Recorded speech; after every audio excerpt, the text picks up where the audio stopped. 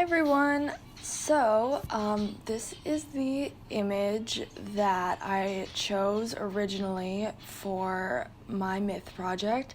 I have birds, so sorry if you can hear those in the background. They're very talkative. But yes, this is the original image I chose for my myth project. I liked the desert scene because it has some very compositionally pleasing shapes that I figured I could use to create more abstract forms later on. I liked the depth created by the different sand dunes and the silhouettes of the camel and the person and the shadows.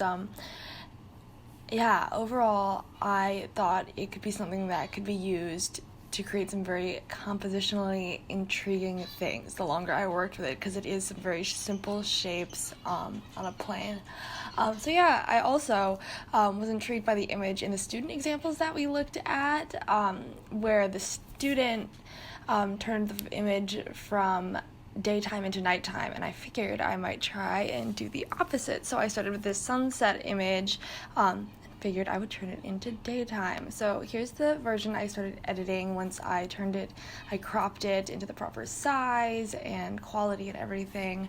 So one of the first things that I did was I, of course, changed the hue and saturation of the sky to blue, because that was the first thing I figured I'd do for a daytime image. So I used the quick selection tool to help me select the sky in the image, and then I used the hue and saturation adjustment to change it to blue. I then brightened it as well, using the brightness and contrast adjustment for the sky. I then also changed the hue and saturation of the sand to make it a little bit colder, because you don't have that warm orange glow of the sunset sky anymore, so I figured the sand would look a bit colder with the blue of the sky. I also reduced the contrast of the sand quite a bit, because I figured with the more daytime morning kind of light, there'd be a lot more brightness and less contrast. So I changed both of those things. Some things that I did that I haven't talked about are I used the quick selection tool to remove some of these little, I guess, rocks or plants or imperfections in the sand.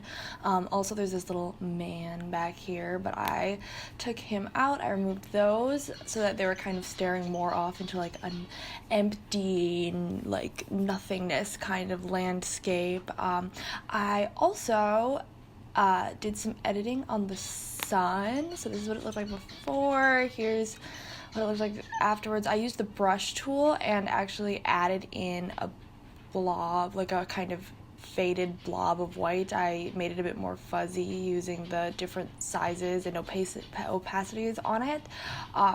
Because I wanted the sun to be a bit more bright and whiter for the daytime, the sun.